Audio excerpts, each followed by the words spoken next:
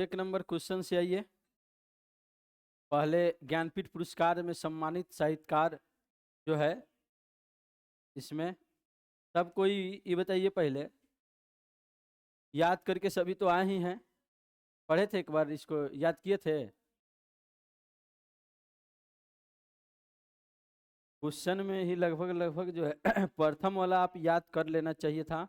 गुजराती भाषा में, हिंदी भाषा में, उर्दू में, संस्कृत में, हिंदी में, अंग्रेजी में पहला बार किसे ज्ञानपीठ पुरस्कार दिया गया, तो बताइए। तो ज्ञानपीठ पुरस्कार 1965 में सबसे पहले किसे दिया गया था? जी शंकर कुरूप को। और ये बताइए, हिंदी का पहला ज्ञानपीठ पुरस्कार किसे दिया गया है?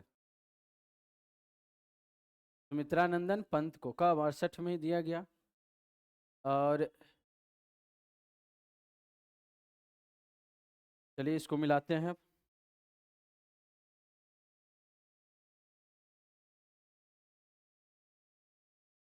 ज्ञानपीठ पुरस्कार से सम्मानित प्रथम मतलब जो सब व्यक्ति है उनको पढ़ना है। 2018 में अंग्रेजी साहित्य के लिए पहली बार किसे ज्ञानपीठ पुरस्कार प्रदान किया गया? तो अमिताभ घोष को अंग्रेजी के लिए पहला बार दिया गया है ज्ञानपीठ पुरस्कार। ज्ञानपीठ पुरस्कार 1965 में सर्वप्रथम किसे प्रदान किया गया? तो सुमित्रानंदन पंत को। चलिए इसके बाद ध्यान दीजिएगा। अच्छा, हिंदी के लिए दिया गया ना सुमित्रानंद पंत, सर्वप्रथम किसे दिया गया था? कौन? जी शंकर कुरूप का सी, दू का सी सुधार लीजिए। सुमित्रानंदन पंत हिंदी के लिए दिया गया है, तो 3 का आंसर हो जाएगा सुमित्रानंदन पंत बी। प्रथम उर्दू में ज्ञानपीठ पुरस्कार इराक में थे कि हमको मिले ज्ञानपीठ पुरस्कार, तो मिला फिराक गोरखपुरी को, तो आंसर हो जाएगा इसका फिराक गोरखपुरी। श्रीमद् रामायण कल्प वृक्षम तेलुगु में प्रथम ज्ञानपीठ पुरस्कार किसे दिया गया तेलुगु में? तो विश्वनाथ सत्यनारायण को। 5 का ए। कौन कथन असत्य है? तारा शंकर बंदोपाध्याय को बांग्ला भाषा में गण देवता के लिए 1966 में ज्ञानपीठ पुरस्कार प्रदान किया गया, तो ये बातें सही है। और प्रथम गुजराती भाषा में ज्ञानपीठ पुरस्कार उमा शंकर जोशी को प्रदान किया गया, तो ये भी बातें सही है। उर्वशी के लेखक महादेवी वर्मा नहीं है। उर्वशी के लेखक कौन है बताइए तो? रामधारी सिंह दिनकर। तो यामा के हैं महादेवी वर्मा, उर्वशी के लेखक कौन है? महादेवी वर्मा। तो इनको 1972 में ज्ञानपीठ पुरस्कार प्रदान किया गया। ये बात क्या हो गया? गलती, क्योंकि उर्वशी के लेखक कौन है? उर्वशी के लेखक है रामधारी सिंह दिनकर। यही आंसर हो जाएगा। मराठी भाषा में प्रथम ज्ञानपीठ पुरस्कार यायाति के लिए विष्णु सखा खांडेकर को मिला, तो याद रखना है मराठी में पहला ज्ञानपीठ पुरस्कार विष्णु सखा खांडेकर को मिला है। ये बात सही है, तो सी आंसर हो जाएगा। इसे गलत चुनना था। अब आ जाइए जल्दी आगे से। हिंदी साहित्य में किसे ज्ञानपीठ पुरस्कार मिला है? केदारनाथ सिंह, निर्मल वर्मा को, कुंवर नारायण को, कि इनमें से सभी को? तो इनमें से सभी को। गोपीनाथ मोहंती को किस भाषा में पहली बार ज्ञानपीठ पुरस्कार प्रदान किया गया? गोपीनाथ मोहंती को मराठी की, कन्नड़ की, असमिया की, उड़िया? गोपीनाथ मोहंती, गोपीनाथ मोहंती। देखिए तो कौन सी के लिए दिया गया इनको? गोपीनाथ मोहंती। उड़िया के लिए क्या? नहीं, इनको हाँ माली मटाल और 4 तारा कन्नड़ भाषा में, लेकिन उड़िया की पहली है गोपीनाथ मोहंती को, क्योंकि उड़िया में इसके पहले जो है कहीं भी किसी को मिला नहीं है। तो ये हो जाएगा कन्नड़ में भी पहले बार इन्हीं को मिला है। क्या? कन्नड़ में मिला है रामायण दर्शन के लिए केवी पुटप्पा को, इसीलिए कन्नड़ नहीं होगा, इसका हो जाएगा उड़िया। ठीक है ना? सारा क्वेश्चन तो हम लिख लिए हैं। छठ पूजा में छुट्टी था तभी करेंट लिख नहीं रहे, नहीं आज लिख रहे हैं, कल लिख रहे हैं, आज टेस्ट है। सब विविध वाला वर्क हम पूरा लिख चुके हैं। खेल कूद भी इसके बाद विविध जैसे खत्म होगा, खेल कूद से रिलेटेड बातें शुरू हो जाएगी। फिर इसके बाद चलते रहेगा, एक याद करने वाला पोर्शन हम देते रहेंगे डेली होमवर्क। और उसके बाद कला संस्कृति, विविध दोबारा, तो पहले एक बार तो खत्म कर लीजिए किताब, नहीं तो आप ही लोग बोलेंगे सर जी अभी तक 5 महीना में 3 गो सब्जेक्ट खत्म किए, 4 गो किए, बहुत चलो चल रहा है। दोबारा पहले एक बार तो हो जाए कंप्लीट, ठीक है, तो फिर दोबारा फिर शुरू करेंगे सब, ठीक है। क्योंकि कला संस्कृति और खेलकूद ये सब इम्पोर्टेंट है, ऐसा नहीं है कि खाली विविध ही इम्पोर्टेंट है, ये भी विविध में ही पहले दिया हुआ होता था। अब चूंकि कला संस्कृति का दायरा बढ़ गया है तो एक सब्जेक्ट बना दिया है। कला संस्कृति पहले विविध में था, खेलकूद भी पुराना किताब में विविध में ही था, तो ये सब विविध है, ठीक है। तो सब पहले एक बार तो विविध खत्म हो जाए तो फिर दोबारा शुरू करेंगे। तो अभी ध्यान दीजिए कि इसमें कौन भाषा हो जाएगा, उड़िया भाषा के लिए गोपीनाथ महंती को प्रथम महिला जिसे ज्ञानपीठ पुरस्कार प्रदान किया गया, उनका नाम क्या है, श्रीमती आशापूर्णा देवी, प्रथम महिला जिन्हें ज्ञानपीठ पुरस्कार दिया गया। और 2024 में ज्ञानपीठ पुरस्कार हिंदी भाषा में किसे प्रदान किया गया है, विनोद कुमार शुक्ला, पहला छत्तीसगढ़ के लेखक है जिसे ज्ञानपीठ पुरस्कार मिला है, विनोद कुमार शुक्ला को। करेंट की बातें हैं, इसको याद करना है। 2023 में उर्दू में 58वां ज्ञानपीठ पुरस्कार किसे दिया गया, उर्दू के लिए, उर्दू भाषा में, अली सरदार जाफरी, अखलाल मोहम्मद खान गुलजार की करतुल एन हैदर। 23 में पढ़े हैं किसको दिया गया है, 2023 में गुलजार को, और रामभद्राचार्य को साथे दिया गया, संस्कृत में रामभद्राचार्य और उर्दू में गुलजार को, तो आंसर हो जाएगा गुलजार। जगत गुरु भद्राचार्य को किस भाषा में, तभी पढ़े तुरंत, संस्कृत भाषा में दिया गया ज्ञानपीठ पुरस्कार। कोंकणी साहित्य में दामोदर मौजे को ज्ञानपीठ पुरस्कार कब प्रदान किया गया, कोंकणी में, तो ये कब हो जाएगा, 2022 में कोंकणी के लिए दिया गया, किनको, दामोदर मौजा को। ज्ञानपीठ पुरस्कार में कितना रुपया दिया जाता है, 10 की, 15 की, 21 लाख। अच्छा किताब में दिया कितना, 21 लाख ना, 11 लाख दिया है, 21 लाख दिया है।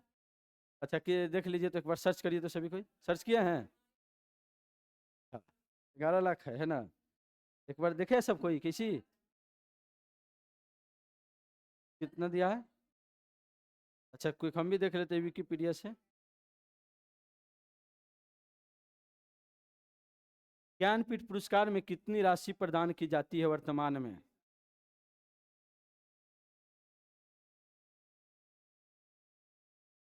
वहाँ सुधार लेना है सब किन्हीं को, यह जो है 11 लाख रुपया की राशि प्रदान किए जाते हैं, 21 लाख नहीं, ठीक है।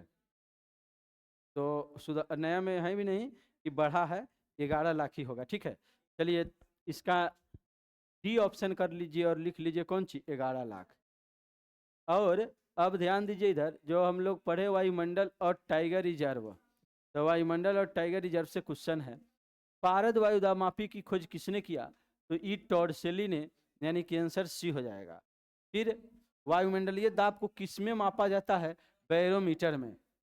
गैसीय वायु दाब को मापते हैं गैसों को मैनोमीटर में, वायुमंडलीय दाब को मापते हैं बैरोमीटर में। कौन सा कथन गलत है, यदि सम दाब रेखाएं पास पास हो तो दाब प्रवणता अधिक और सम दाब रेखाएं दूर दूर हो तो दाब प्रवणता का मान कम होता है। तो ये बात पढ़े थे हम लोग कल कि यह जितने नजदीक तब प्रवणता दूर अधिक और जितने दूर तब प्रवणता कम। पृथ्वी के घूर्णन के कारण पौने अपनी मूल दिशा से विक्षेपित हो जाती है, घूर्णन के कारण इस बल को कहते हैं कोरियोलिस बल। पढ़े है ना, इस बल को क्या बोलते हैं, कोरियोलिस बल। कोरियोलिस बल ध्रुवों पर सर्वाधिक एवं विषुवत रेखा पर अनुपस्थित रहता है, ये भी बातें सही है। जब ध्रुवों पर कोरियोलिस बल अधिक होगा तो ध्रुवों पर पवनों की दिशा में कोई विक्षेप कैसे नहीं होगा, उसमें विक्षेप होंगे सबसे ज्यादा, और विषुवत रेखा के पास नहीं रहता है तो वहां कोई विक्षेप नहीं होगा। तो ये उल्टा लिख दिए हैं, ध्रुव पर पवनों की दिशा में कोई विक्षेप नहीं बल्कि अधिकतम विक्षेप होता है, और विषुवत रेखा पर पवनों की दिशा में कोई विक्षेप नहीं होते हैं, जबकि यहाँ लिख दिया अधिकतम विक्षेप होते हैं। तो ये बातें गलत हो गया, यानी कि गलत चुनना था, तो आंसर डी हो जाएगा। और ध्यान से पढ़ेंगे, जो रोज पढ़ते हैं यहाँ घर पर भी थोड़ा 10 मिनट देखेंगे, तब जाकर के बातें दिमाग में सेट होगी। घर पर नहीं पढ़ेंगे, केवल क्लास आएंगे तो भी क्लियर नहीं, कम से कम क्लास आएंगे तो उनको बिहार पुलिस तो रिजल्ट हो जाएगा 1.5-2 साल में, और जो क्लास अब्सेंट कर करके आएंगे वो जाएंगे घरे बुढ़िया बिस्तर बांध के और करेंगे लालटेन जिंदाबाद जिंदाबाद, 200 रुपया 400 रुपया में जो है जीवन गुजार करेंगे। ठीक है, मैंने लालटेन कमल जिंदाबाद से पीछे पीछे चोरी चपाटी कहीं से 250 घर चलाना है ना, नौकरी जिसको रहेगा वो अपना नौकरी करते रहेंगे और ये सब चीज़ के लिए 200 400 1000 2000 के लिए सोचना नहीं रहेगा। ध्यान दीजिए, ये हो गया। फिर ये भी क्वेश्चन है, इसमें से चुनना है कि सबसे माने गलत कथन कौन है। तो समुद्र तल पर औसत वायुमंडलीय दाब 1013.2 मिलीबार या 1013.2 किलो पास्कल होता है, तो ये बातें सही है। और 76 सेंटीमीटर ऑफ एच को ही इतना बोलते हैं। पृथ्वी की सतह पर 2 से 3 किलोमीटर ऊपर जाएंगे तो वायुमंडलीय पौने धरातलीय घर्षण प्रभाव से मुक्त होती है। तो 2 से 3 किलोमीटर पर ही घर्षण का प्रभाव रहता है हवा में, उसके ऊपर हवा में घर्षण का प्रभाव नहीं रहता है। ये बात सही है। प्रतिचक्रवात, प्रतिचक्रवात कब कहते हैं? जब एक के जगह हाई प्रेशर हो जाए बीच में और चारों तरफ लो प्रेशर, तब बीच से हवा तेजी से भागेगा, ठीक है ना, तो इसको कहते हैं प्रतिचक्रवात। और बीच में हवा भरेगा तो उसे क्या कहते हैं? चक्रवात। चारों ओर की हवा के एक जगह जमा होगी तो चक्रवात, और एक जगह से फैलेगी तो तेजी से प्रतिचक्रवात। तो चक्रवात की दिशा जो है उत्तरी गोलार्ध में एंटी क्लॉकवाइज है और प्रतिचक्रवात की दिशा उत्तरी गोलार्ध में क्लॉकवाइज है। जबकि यहाँ लिखे प्रतिचक्रवात पवन की दिशा उत्तरी गोलार्ध में घड़ी की सुई की विपरीत दिशा में नहीं, घड़ी की सुई की दिशा में है। इसीलिए ये बात क्या है? गलत। कल पढ़े थे इसको। 1 बार बराबर 10 के पावर 5 न्यूटन प्रति मीटर स्क्वायर होता है, तो ये बात सही है। 1 बार बराबर 10 के पावर 5 न्यूटन बटे मीटर स्क्वायर होता है। चलिए सी आंसर हो जाएगा उसका। विश्वतरीखीय निम्न दाब पेटी को अन्य किस नाम से जानते हैं? तो इसी को हम लोग शांत पेटी कहते हैं, इसी को डोलड्रम पेटी कहते हैं। यानी आंसर हो जाएगा ए और सी दोनों। राता पानी टाइगर रिजर्व किस राज्य में है? यह 57वां भारत का टाइगर रिजर्व है, 58वां है माधव। राता पानी माधव, अभी 58 को टाइगर रिजर्व है पूरे इस भारत में। तो यह जो है राता पानी मध्य प्रदेश में, माधव भी मध्य प्रदेश में, तो Ratapani Madhya Pradesh answer C. Dudhwa, Amangarh, Pilibhit, Ranipur tiger reserve ये सभी किस राज्य में अवस्थित है? उत्तर प्रदेश राज्य में अवस्थित है। मानस नामक टाइगर रिजर्व कहाँ पर है? असम की, अरुणाचल प्रदेश की, उड़ीसा की, मिजोरम। तो मानस जो है टाइगर रिजर्व असम में अवस्थित है। आंसर हो जाएगा असम। निम्न में से मिलान करना है। बांधवगढ़ कहाँ पर है? तो मध्य प्रदेश में है। डायरेक्ट इसे 4 का मिलान करना है, ऐसे यहाँ से खींच के यहाँ ला देना है। सुंदरवन जो है यह पश्चिम बंगाल में है। नागरहोल जो है कर्नाटक में है। चंपा जो है मिजोरम में है। चंपा हो गया मिजोरम। क्लियर है इतनी बातें? भारत का सबसे बड़ा टाइगर क्षेत्र कौन है? नामदफा की, बोर की, नागार्जुन सागर, श्रीशैलम की, बांधवगढ़। तो भारत का सबसे बड़ा टाइगर रिजर्व नागार्जुन सागर श्रीशैलम है। ये कहेंगे सबसे ज्यादा टाइगर किस में है, तब कहते हैं बांधवगढ़। जगह क्षेत्र कह रहे, रिजर्व क्षेत्र कौन है? तो सबसे बड़ा माने ज्यादा एरिया में, तो कहेंगे कौन? नागार्जुन सागर श्रीशैलम, जो आंध्र प्रदेश और तेलंगाना में पड़ते हैं। पूरे विश्व में बाघ दिवस कै तारीख को मनाया जाता है? 29 जुलाई को। टाइगर रिजर्व हमको तो लगता है कि पूरा कंठस्थ हो गया होगा, 4 दिन से क्वेश्चन सेट कर रहे हैं, ठीक है ना। कल बारी बारी से केवल टाइगर रिजर्व का ही क्वेश्चन सेट करेंगे, अब बारी बारी से पूछेंगे सबसे। अगर 5-6 दिन में आप 2 पेज नहीं याद करिएगा तो पटना काहे के रहिएगा, घरे जाइए, जिनको काम है वो अपना चूल्हा चौखट सीखिए, और बाकी आदमी खेती बाड़ी करिए। मगर नहीं सुनाएंगे तब यही, और अपना जीवन किसी तरीके से सेट करिए, क्योंकि 2 पन्ना जो है यदि आपको याद नहीं हो पाएगा 5-6 दिन में, तो फिर आप फालतू के रह रहे हैं पटना में, ठीक है। तो इसलिए टाइगर रिजर्व वाला जो पेज दिए हैं उनको, उसको आज लास्ट है, कंठस्थ कर लीजिएगा। कल एक भी ऐसा स्टूडेंट नहीं ऐसा होना चाहिए जो कि उस दोनों पेज में से एक भी बात न याद करके आए, पूरा याद करके आना है, ठीक है। और ये VVI है सबसे ज़्यादा, इसीलिए 4-5 दिन में इसको रखे, कंठस्थ हो जाए। तो इसका क्या हो जाएगा बताइए? तो 29 जुलाई। टाइगर स्टेट के रूप में किसे जाना जाता है? उत्तर प्रदेश, पश्चिम बंगाल, मध्य प्रदेश की उड़ीसा? तो मध्य प्रदेश को कहते हैं टाइगर स्टेट। ठीक है, तो आज नहीं पूछते हैं टाइगर रिजर्व, डायरेक्ट कल पूछेंगे, ठीक है ना? याद करके आप आइएगा, आगे हम लोग पढ़ते हैं। देखिए, वायु दाब और पवन है, और ये सब पढ़ लिए हैं हम लोग, ये भी पढ़ लिए हैं। और अब जानना है हम लोगों को, ये पृथ्वी यहाँ से जानना है हम लोग। चक्रवात प्रति चक्रवात तक पढ़ लिए, क्वेश्चन भी पूरा सेट कर दिए हैं, और क्वेश्चन सबको एक फाइल में रख करके दोबारा घर पर समय निकाल के पढ़िएगा, क्वेश्चन बनाते चलिएगा। ऐसा एक बार, लास्ट एक बार बस करिए ना उसके घर पर, उसके बाद दोबारा करने की जरूरत नहीं होगी। चलिए, पृथ्वी की सतह पर कई बार निम्न और उच्च दाब के चारों ओर पवनों का परिसंचरण ऊंचाई पर होने वाले वायु परिसंचरण से संबंधित ही होते हैं। देखिए, ऊपर में जो हवाएं हैं, इतना जानते हैं कि जहाँ हाई प्रेशर होगा हवा के, और जहाँ लो प्रेशर होगा, तो हवा का प्रवाह किधर से किधर होगा? हाई प्रेशर से लो प्रेशर की ओर, यानी उच्च दाब से निम्न दाब। जहाँ हवा के प्रेशर ज़्यादा लगेगा, उधर से, जिधर हवा का प्रेशर कम है इस वायुमंडल में, उधर की ओर बहाव होती है हवा की, इसे पवन कहते हैं। और कह रहा है कि पृथ्वी की सतह पर कई बार निम्न और उच्च दाब के चारों ओर पवनों का परिसंचरण ऊंचाई पर होने वाले वायु परिसंचरण से संबंधित ही होते हैं। प्राय निम्न दाब क्षेत्रों में वायु अभिसरित होंगी और ऊंची उठेगी, उच्च दाब क्षेत्रों में वायु अवतलन होगा और धरातल के अपसरित होंगे। देखिए, अभिसरित का मतलब होता है एक जगह के मिलना। अभिसारी का अर्थ क्या होता है?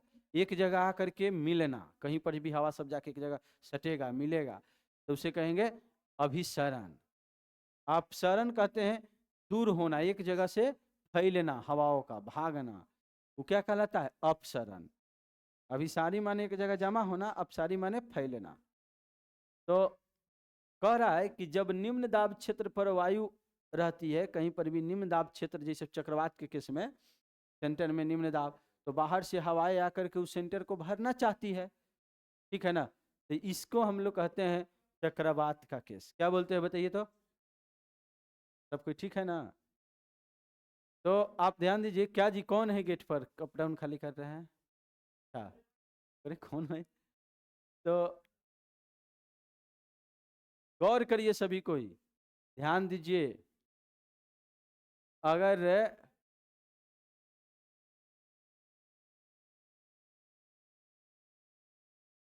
क्या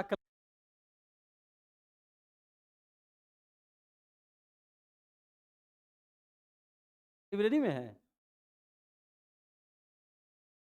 तो चलो ठीक है, ध्यान दीजिए, मेरा भगिना है वो, ठीक है ना? और ध्यान देना है सब किन्हीं को कि अपसरण और अभिसरण, तो हम लोग क्या देखें सबसे पहले? अभिसरण का मतलब जो है, एक जगह हवाओं का मिलन को क्या कहते हैं? अभिसरण। अपसरण का मतलब फैला। तो देखिए, जहाँ चक्रवात रहता है, हम लोग पढ़े थे, तो निम्न दाब रहता है बीच में, तो बाहर की हवाएं सब उस जगह को भरना चाहती है, क्योंकि निम्न प्रेशर है, तो जहाँ उच्च प्रेशर है वो जाके ऊपर के जगह के भरबे करेगा, तो इसको अभिसरण कहते हैं। और वहीं जब फैलता है तो अपसरण है, यानी कि प्रति चक्रवात का केस कैसा केस है? अपसरण का केस है। और चक्रवात का केस कैसा है? अभिसरण होता है चक्रवात में। बस इतना याद रखना है। तो देखिए, ये अपसरण, अपसरण के केस में यहाँ पर निकल रहा है और दूर भाग रहा है। अभिसरण मतलब एक जगह आ रही है, ठीक है? तो ये अभिसरण अपसरण हमेशा कंटिन्यू रहेगा। अब चारों जगह से एक जगह आ जाएगा हवा, तो यहीं पर उच्च दाब हो जाएगा, और उच्च दाब हो जाएगा तो फिर यहाँ से हवा निकले लगेगा। तो अभिसरण अपसरण दोनों एक साथ होते हैं, बस याद रखना है। अभिसरण में अतिरिक्त वायु भ्रमिल रूप से संवहन धाराओं के पर्वत के साथ साथ और वताग्र के सहारे ऊपर उठती है, और बादल बनते हैं, वर्षण कराते हैं। देखिए, जब संपूर्ण हवा एकाएक जो नीचे की ओर आएगी, एक जगह मिलेगा ना, तो एकाएक इसके कण संवहनित होकर के ऊपर की ओर उठने लगेगा। चारों तरफ से हवा एक जगह आ रहा है और एकाएक ऊपर की ओर उठ रहा है। बात समझ में आ रहा है? इधर से चारों ओर से हवा आ रही है, और एक जगह आकर के जब एक जगह बहुत ज्यादा हो जा रहा है हवा, ठीक है ना। तो इस हवा संवहनित होकर के डायरेक्ट ऊपर की धार बना लेती है, ऊपर की ओर उठने लगती है। तो ऊपर जब उठेगा तो यही नमी युक्त कण ऊपर जा करके बादल बनाएंगे संवहनित होकर के, और फिर वह वर्षा कराएगा। ठीक है। तो अभिसरण के केस में कभी ऐसा होता है आंधी तूफान तेज आया और एक जगह जब जमा होकर के संवहनित होकर के बादल बन गया, तो आंधी तूफान के बाद मूसलाधार बारिश भी होती। ठीक है ना। तो ये समझिए कि चक्रवातीय हवा आई थी और चारों तरफ के नमी युक्त कण आकर के एक जगह सटे थे, उसके बाद ऊपर उठे थे और ऊपर उठ करके बादल बना और उसके बाद तेज वर्षा हुई। अब हम लोगों को जानना है कि पवन निम्न प्रकार के होते हैं। पवन, अब फिर यहाँ से थोड़ा रटने वाला बातें आ गया। अभी तक समझ रहे थे, अब यहाँ थोड़ा समझना है और खूब रटना है। ठीक है ना। सबसे पहले पवन कई टाइप का होता है। तो पवन मूल रूप से तो हम लोग पढ़ेंगे कि पवन 3 टाइप का, कई प्रकार के पवन है। एक है प्रचलित पवन, एक मौसमी पवन और एक है अस्थाई पवन। तो समझते हैं पहले प्रचलित पवन क्या है, अस्थाई पवन क्या है और स्थानीय पवन क्या है। यह पृथ्वी है और पृथ्वी के बीचों बीच रेखा को विषुवत रेखा कहते हैं। ये क्या बोलते हैं, विषुवत रेखा। ये विषुवत रेखा के तौर पर जानते हैं। और ऊपरी वाला जो भाग है, ऊपरी वाला देखिए यहाँ पर होगा कहीं ग्लोब, तो ऐसे ही देखिए आप, ये ऊपरी वाला जो भाग है ध्रुव है, ये तो जानते हैं। ये भी क्या है, ध्रुव है। ध्रुव पर सूरज की किरणें कैसी पड़ेगी, तिरछी पड़ेगी, और विषुवत रेखा पर सूरज की किरणें सीधा पड़ेगा। अगर सूर्य है इधर, यहाँ से इस डायरेक्शन में सीधा किरण पड़ती है और ऐसे आने पर ही टेढ़ा किरण पड़ता है ध्रुव के पास। ध्रुव के पास टेढ़ा किरण, तभी तो हम लोग पढ़े थे ध्रुवों पर उच्च दाब की पेटी रहता है दोनों जगह, और विषुवत रेखा पर निम्न दाब की पेटी, यानी हवा का प्रेशर यहाँ कम रहता है और इधर हवा का प्रेशर बहुत ज्यादा। क्या है, क्या है कि सभी नमी युक्त कण, जो भी सब हवा है वो ठंडा पा के सिकुड़ जाता है। कोई भी कण ठंडा पा के सिकुड़ता है और गर्मी पा करके फैलता है। तो यहाँ पर गौर करिए सभी कोई, यह कण सभी जो है विषुवत रेखा के ऊपर में, यह सभी नमी युक्त कण ये फैलेंगे तो निम्न दाब फैल जाएंगे, तो कम जगह में कण कम रहेगा, फिक्स जगह में कण कम हो जाएगा, फैल के दूर हो जाएगा तो प्रेशर कम लगाएगा। और सिकुड़ जाएगा तो कम जगह में ज़्यादा कण हो जाएगा, तो ज़्यादा कण रहेगा, तो जितने कण ज़्यादा तो प्रेशर ज़्यादा लगेगा। तो इधर प्रेशर ज़्यादा है। ध्रुवों के तरफ से, ध्रुवों के तरफ से एक हवा चलेगी, क्योंकि उच्च दाब है इधर और इधर निम्न दाब है विषुवत रेखा के पास भी, और फिर बीच में 30 डिग्री के आसपास उच्च दाब हो जाता है, और फिर 45 से 60 डिग्री के पास निम्न दाब, और फिर इधर उच्च दाब। माने यहाँ हवा का प्रेशर ज्यादा है, फिर बीच में कम है, फिर ज्यादा है, फिर कम है। ध्रुव के तरफ से फिर उसी प्रकार से इसमें भी यहाँ उच्च रहेगा, जैसे ऊपर है वैसे ही, फिर निम्न रहेगा, और फिर यहाँ पर 35 डिग्री के आसपास क्या रहेगा, ऊंच रहेगा।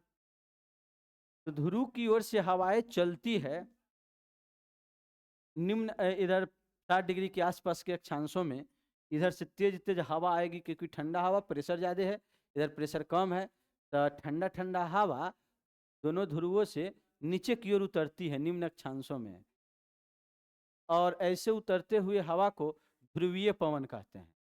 कौन पवन कहते हैं इसे, ध्रुव से आ रही है पवन माने हवा, तो क्या बोलेंगे, ध्रुवीय पवन। और ये ठंडा रहेगा, यही जब तक पृथ्वी सूरज चांद रहेगा तब तक ही हवा बहेगी, क्योंकि पृथ्वी जो है अपना ये स्थिति थोड़े बदल देगा, ध्रुव जैसे वैसे ही है, सूरज जैसे है वैसे ही है, तो तिरछा किरण पड़ेगा। इसीलिए यह अस्थाई पवन इसे कहते हैं। अस्थाई माने ये कहियो चेंज होने वाला नहीं है, कई अरबों साल से भी ऐसे ही बह रहा है और आगे भी ऐसे ही बहेगा जब तक सूरज चांद और पृथ्वी रहेंगे। बात समझ रहे हैं ना। बदल जाएगा तभी ना, हवा के रुख बदल जाए, पृथ्वी नहीं रहेगा या पलट जाए, पृथ्वी उलट जाए, या चेंज कर ले तब, लेकिन ऐसे संभव तो है नहीं, इसीलिए ये स्थायी पवन है। अस्थायी पवन 3 गो पढ़ेंगे, ठीक है। एक अस्थायी पवन पर ध्रुवीय पवन, लेकिन इसी के आधार पर ही तीनों पवन पढ़ेंगे हम लोग। देखिए फिर यहाँ उच्च दाब है, बीच में उच्च दाब है, और इधर से निम्न दाब है, निम्न दाब है, इधर से उच्च दाब है। तो इस फिर यहाँ हाई प्रेशर है बीच में, यहाँ पर हाई प्रेशर है बीच में, तो इतना तो जानते न है, हाई प्रेशर से लो प्रेशर की ओर हवा का प्रवाह होता है। तो जब ऊपर ऊंच था तो नीचे की ओर निम्न दाब की ओर आया, यहाँ पर भी तो बीच में ऊंच है, 30 डिग्री अक्षांश के पास, 35 डिग्री अक्षांश के पास, 30 डिग्री 35 डिग्री अक्षांश से भी क्या है, हवा का प्रेशर ऊंच है। तो यहाँ से भी हवा निम्न दाब की ओर जाएगी, माने ऊपर की ओर जाएगी और नीचे की ओर जाएगी, यहाँ पर भी निम्न रहता है, बीच में कैसा रहता है, निम्न दाब। तो बीच वाला से ऊपरों हवा जाएगा, अब बीच वाला से नीचे हवा आएगा, क्योंकि हाई प्रेशर से लो प्रेशर की ओर हवा बहती है, तो ऊंच से ऊपरों गया, नीचे आया। तो जब ऊपर की ओर जाती है तो ये पीछे जा रहा है, आना चाहिए था नीचे, पीछे जा रहा है, तो इसे पछुआ पवन कहते हैं। पछुआ आ रहा है, पीछे जा रहा है, तो कौन पवन कहते हैं, इसे पछुआ पवन। तो इधर भी पछुआ पवन चलेगी उल्टा डायरेक्शन में इधर, और यहाँ से भी उच्च दाब है तो नीचे की ओर जाएगी, तो ऐसे पवन को पछुआ पवन कहते हैं। हाई प्रेशर से लो प्रेशर की हवा बहती है, की ओर बहती है, तो यहाँ निम्न उच्च है, तो उच्च से निम्न की ओर हवा बहा, इसे कहे ध्रुवीय पवन। इधर से भी निम्न उच्च से निम्न बहा, ध्रुवीय पवन। फिर इसके बाद उच्च से पीछे की ओर निम्न की ओर बहने लगा तो पछुआ पवन। ऐसे ही उच्च से विषुवत रेखा के पास निम्न दाब है, तो नीचे की ओर उतरने लगा हवा, हाई प्रेशर से लो प्रेशर, तो इसे कहते हैं प्रचलित पवन। माने इसको हम लोग कह देते हैं ई पवन को व्यापारिक पवन। कौन पवन कह देंगे, तो 3 गो पवन हम लोग पढ़े, एक पढ़े ध्रुवीय पवन, एक पढ़े ध्रुवीय पवन एक गो बहेगा, क्योंकि यहाँ हाई प्रेशर है, यहाँ लो प्रेशर है, तो एक और ऊपर में तो कुछ है नहीं, ठीक है ना। तो ये लो प्रेशर हो गया, लो प्रेशर की ओर बात, इसे हम लोग कह दिए ध्रुवीय पवन। कौन पवन कहें इसको, ध्रुवीय, ध्रुव से आएगी 60 डिग्री की तरफ, ठंडा रहेगा। और 35 से ऊपर की ओर जाएगी पीछे की तरफ तो पछुआ पवन, अब विषुवत रेखा की ओर आएगी तो व्यापारिक पवन। तो कह दिए ध्रुवीय पवन, पछुआ पवन, व्यापारिक पवन, तीनों जो है हमेशा जब तक पृथ्वी का लोकेशन ऐसा है, पृथ्वी जैसे है वैसे ही है, सूरज वैसे ही रहेगा, तो ये प्रक्रिया कंटिन्यू चल रहा है, चलते रहेगा, इसलिए इसे अस्थायी पवन कहते हैं। तो अस्थायी पवन का 3 गो नाम कहेगा, बोलिए तो बोल दीजिएगा ना, क्या क्या बोलिएगा, ध्रुवीय पवन, पछुआ पवन, और एक जो है व्यापारिक पवन। तो ये 3 गो हो गया अस्थायी पवन, जो पृथ्वी की स्थिति या सूरज की स्थिति जैसा है उसके आधार पर हम लोग ये अस्थायी पवन पर हैं। तब यहाँ पर अब ध्यान दीजिए, पहला है प्रचलित पवन, दूसरा है मौसमी पवन। मौसम बदलेगा तो पवन की दिशा बदल जाएगी, दिन रात होगा तो दिशा बदल जाएगी, तो इसको कहते हैं हम लोग मौसमी पवन। जैसे हम लोग पढ़े थे स्थलीय समीर, समुद्री समीर, याद है सब किन्हीं को, तो फिर से समझिए। दिन में सूरज की प्रकाश पड़ती है, रात में नहीं पड़ती कहीं पर, तो दिन में सूरज की प्रकाश पड़ेगी, तो जो समुद्र वाला एरिया होगा, पानी वाला जगह होगा, समुद्र तटीय क्षेत्र होंगे, जैसे महाराष्ट्र है, कर्नाटक है, केरल है, तमिलनाडु है, आंध्र प्रदेश है, तो ये सब समुद्र तट के किनारे हैं, पता तो है। तो ये स्थल भाग में सूरज की किरणें पड़ती है, तो स्थल दिन में जो सूरज की किरणें पड़ती है तो स्थल उष्मा को ज्यादा अवशोषित करता है, स्थल उष्मा को ज्यादा अवशोषित करता है और जल उष्मा को कम अवशोषित करता है। एक के प्रकाश पड़ेगा लेकिन स्थल गर्मी ज्यादा सोख लेगा, अब बगल वाला जल थोड़ा कम सोखेगा, उलौटा ज्यादा देता है जल, उष्मा को सोखता कम है। अब पृथ्वी स्थलीय भाग ज्यादा सोख लिया, तो दिन में जब ज्यादा स्थल गर्म हो जाएगा और जल कम गर्म रहेगा, तो गर्म रहेगा अगर स्थल ज्यादा, तो ऊपर के हवा गर्म होगा, हवा गर्म होगा तो फैलेगा हवा के कण, हवा के कण जब फैलेगा तो कमे आयतन में प्रेशर कम होगा। तो स्थल भागों में प्रेशर क्या हो जाते हैं, कम हो जाते हैं दिन में। और वहीं जल कम गर्म हुआ तो उसके ऊपर में हवा कमे गर्म हुआ, जिसके कारण फैला उधर कम तो प्रेशर ज़्यादा। तो दिन में समुंदर के ऊपर वाला एरिया में प्रेशर ज़्यादा हो जाता है और स्थल में प्रेशर कम हो जाता है। तो समुंदर से स्थल की ओर एक हवाएं चलती है जिसे समुद्री समीर कहते हैं। इस समुद्री समीर दिन में समुंदर से केने आएगा, स्थल की ओर आएगा। समुंदर से एक हवा बहती है दिन में स्थल की ओर, काहे बहती है सो कारण समझ गए। और रात में जो है, जो जितना जल्दी गर्म होता है ना उतने जल्दी वो ठंडा हो जाता है, और जो धीरे धीरे गर्म होता है वो धीरे धीरे ठंडा होता है। तो ठीक उसी प्रकार से यह स्थल जल्दी गर्म हो गया तो सूरज जैसे डूबेगा ना ये जल्दी ठंडा हो जाएगा। ठीक है, स्थल जल्दी ठंडा हो गया। ठंडा हो गया तो फिर कण सब नजदीक नजदीक आ जाएगा, नजदीक आ जाएगा तो प्रेशर ज्यादा हो गया, और जो जल था वो धीरे धीरे गर्म हुआ है तो धीरे धीरे ठंडा होगा। तो उधर ठंडा ज्यादा नहीं हो रहा है, अभी ठंडा नहीं ज्यादा हो रहा है, तो उधर जो है कण सब कभी गर्मे है तो फैलल है, तो उधर फैल जाएगा कण तो प्रेशर कम लगाएगा। तो रात में अब उल्टा हो जाता है, रात में स्थल के ऊपर में प्रेशर ज्यादा हवा के, समुंदर के ऊपर में कम, कहे कि उधर ठंडा है इधर गर्मी है, उधर जो है अभी गर्म है इधर ठंडा है, ठंडा रहेगा तो उधर प्रेशर ज्यादा रहेगा। तब रात में क्या होता है ना, स्थल से समुंदर की ओर उल्टा हवा बहे लगता है। समझ में आ रहा है बातें? यानी दिन में समुंदर से हवा आता है स्थल की ओर, और रात में स्थल से जाता है समुंदर की ओर।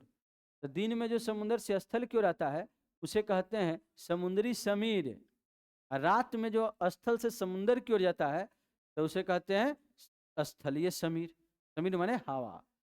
तो ये जो है बदल जा रहा है दिने रातें, दिन में अलग डायरेक्शन रात में अलग डायरेक्शन। तो इसको हम लोग कहते हैं मौसमी पवन। यानी मौसम का मतलब होता है, मौसम कहीं भी लिखा है मैंने बदलना, मौसम जब भी है जब भी बदलना। गाना भी सुने, मौसम की तरह आदमी को नहीं बदलना चाहिए। यानी मौसम का मतलब ही होता है 2 से लेकर के 7 दिन के अंदर में मौसम बदलेगा ही बदलेगा। आज ऐसा मौसम है, 7 दिन के बाद मौसम जरूर चेंज होगा, क्योंकि मौसम का नेचर है बदलना। ठीक है, तो 7-7 दिन पर बदले ही रहेगा मौसम। मनुष्य तो दिन क्षणों क्षण बदल जाता है, तो मनुष्य तो उससे भी अलग है। ठीक है, अभी ध्यान दीजिए, और भी एक तो हम लोग स्थलीय समुद्री समीर की बातें पढ़े, दूसरा मानसून पवन आती है जब वर्षा होती है। तो जून के समय में लास्ट वीक से जब वर्षा शुरू हो जाती है, मई के लास्ट वीक से, तो समुंदर से अरब सागर से हवाएं आती है, तमिलनाडु इधर केरल तमिलनाडु आंध्र प्रदेश ऐसे होते हुए बढ़ती है। 13 महीना में वर्षा होने के बाद फिर उल्टा डायरेक्शन में आने लगता है हवा, फिर चल जाता है समुंदर में। तो ये भी कहेंगे मानसून पवन जो है वो किसका उदाहरण हो जाएगा, मौसमी पवन का उदाहरण हो। मौसम के हिसाब से मैंने बदल जा रहा है। ठीक है, तो ये सब मौसमी पवन हो गया। और एक पढ़ेंगे तो 3 गो इसका भी उदाहरण। ठीक है, स्थलीय समीर, समुद्री समीर और मानसून पवन, और ऊपर वाला का ध्रुवीय पवन, पछुआ पवन और व्यापारिक पवन। क्लियर है इतनी बातें? पर अब एक है स्थानीय पवन। स्थानीय पवन एक फिक्स जगह में वो हवा चलती है, और वहाँ फिक्स कारण से हो सकता है वहाँ पर्वत हो सकता है रेगिस्तान हो। तो एक फिक्स जगह में ऐसा परिवेश है, ऐसा पारिस्थितिकी तंत्र है जिसके कारण केवल वही जगह वो हवा बहती है। तो इसे कहेंगे कौन सी, स्थानीय पवन। लोकल कारण से हवा बह रही है तो उसे क्या बोलेंगे, स्थानीय पवन। इसे पढ़ेंगे हम लोग गर्म शुष्क हवा और ठंडी शुष्क हवा, और उसी स्थानीय पवन में चिनुक, फौन, मिस्टल, बोरा, ठीक है ना, फ्रियन, ऐसे करके लगभग जो है 50 गो पवन का नाम याद करना होगा। उस सब किस में, स्थानीय पवन में। जैसे ये सब है ठंडा ठंडा स्थानीय पवन, गरम गरम स्थानीय पवन, सब पढ़ेंगे। ध्यान दीजिए, तो ये हम लोग इसका परिभाषा केवल जाने प्रचलित पवन, मौसमी पवन, स्थानीय पवन का। पृथ्वी के विस्तृत क्षेत्र पर एक ही दिशा में वर्ष भर चलने वाली हवा को प्रचलित पवन कहते हैं। सालों भर कई वर्षों से दिन चल रहा है वैसे ही है, तो उसे क्या बोलेंगे बताइए तो? प्रचलित पवन, स्थानीय, अस्थाई पवन, स्थानीय नहीं अस्थाई। अस्थाई पवन एक वायु भार कटिबंध से दूसरे वायु भार कटिबंध की ओर नियमित रूप से चलती है, जैसे पछुआ पवन, व्यापारिक पवन, ध्रुवीय पवन। यानी उच्च अक्षांशों से 90 डिग्री से नीचे की ओर आएगी 60 डिग्री की तरफ तो उसे ध्रुवीय, और 35 से 60 की ओर बढ़ेगी तो पछुआ, और 35 से 0 डिग्री की ओर बढ़ेगी तो व्यापारिक। दोनों गोलार्धों में उपोष्ण उच्च वायु दाब कटिबंधों के उप ध्रुवीय निम्न वायु दाब कटिबंधों की ओर चलने वाली अस्थाई हवा को इनकी पश्चिमी दिशा में होने के कारण पछुआ पवन कहते हैं। इसे 40 से 65 डिग्री, माने 35 से जाएगा तो 65 तक जाएगा, तो 40 डिग्री में जब ये बहती है ना तो इसे कहते हैं गरजता 40। 50 में बहती है तो प्रचंड 50, और 60 में बहती है तो चिखता 60। देखिए जैसे समझिए थोड़ा सा, इधर जो है यह विषुवत रेखा है, ठीक है, और यहाँ पर जो है ये हो गया माने 65 डिग्री, ये हो गया 35 डिग्री, 35 डिग्री, 0 डिग्री। तो 35 डिग्री से नीचे की ओर जो हवा बहेगी इसे हम लोग कौन पवन कहते हैं? ऊपर में भी 35 डिग्री से अगर 65 डिग्री की ओर जो हवा बहेगी ऊपर की ओर तो इसे हम लोग कहेंगे पछुआ पवन, कहेंगे ना, ये हम लोग कहेंगे कौन सी? पछुआ पवन, पछुआ पवन। तो होता क्या है कि यहाँ पर ऑस्ट्रेलिया है पश्चिम में, और ऑस्ट्रेलिया में नाविक सब इधर जो जाता था नाव लेकर के, तक ये हवा के प्रभाव जब चलते हैं, जब तेज काफी हो जाता है 40 डिग्री के अक्षांश में, यहाँ पर हो जाएगा 40, यहाँ पर हो जाएगा 50, यहाँ पर हो जाएगा 60। जब 40 वाला में चलता है ना, जब नाव घुमा रहा होता है तो इसका नाव चलाने में परेशानी होने लगता है, ये हवा तेज चलती है तो हाई प्रेशर से लो प्रेशर की ओर पछुआ पवन था। तो 40 डिग्री में चलता है तो वह नाविक सबके द्वारा ये नाम दिया गया, चालीसा गरज रहा है। नहीं गांव सब में सुनते चालीसा चल रही है, 50 चालीसा, कुछ हवा तेज, हथिया वर्षा हो रही है, इस टाइप से सुनते हैं आप गाँव में। तो ठीक उसी प्रकार से नाविक सब बोला कि चालीसा के प्रकोप है, बड़ी मुश्किल हो रहा है नाव चलाना, तो इसको बोल दिया गरजता 40। क्या बोल दिया गया इसको? 40 डिग्री अक्षांशों में जो पछुआ पवन को स्पेशल नाम दे दिया गया है, कौन सी? गरजता 40। 50 डिग्री में वही चलता है ना, और थोड़ा इससे ज़्यादा मुश्किल होता है चलाना नाव को, तो कह देता है प्रचंड चल रहा है हवा, यानी प्रचंड 50। 60 डिग्री में जब ये हवा चल रही होती है यहाँ पर और नीचे, तो नाव चलाना मुश्किल होता है, तब इसे बोल देता है सब चिल्लाए लगता है कि अब तो एकदम नाव डूब जाएगा, तो उसको बोलेंगे कौन सी? चिखता 60। ध्यान दीजिए बातों को, गरजता 40, प्रचंड 50 और चिखता 60। ठीक है, तो कर्म से ही नहीं कि चिखता 40 अगर प्रचंड 50 अगर गरजता 60, नहीं, कर्म से बोले के क्या बोलेंगे? बोलिए तो गरजता 40, प्रचंड 50 और चिखता 60। ठीक है, तो ये सभी जो है पछुआ पवन का उदाहरण है, और ये सभी नाम नाविकों के द्वारा दिए गए हैं। ये सभी नाम किसके द्वारा दिया गया है? नाविक के द्वारा। एकदम ध्यान दीजिए इधर, अभी तो इसको हम लोग पढ़ेंगे अभी बाद में, अभी इधर जानते हैं जब वो आएगा वहां पर तब। व्यापारिक पवन अभी हम लोग पढ़ते हैं। तो व्यापारिक पवन कहाँ चलती है?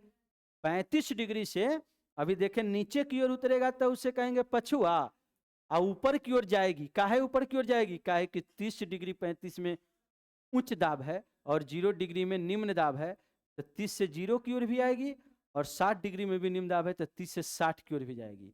तो 30 से 60 की ओर जो गया उसे पछुआ कह दिए, और 30 से जो नीचे आएगी 0 की ओर आएगी उसे कहेंगे व्यापारिक पवन। कौन पवन कहेंगे बोलिए?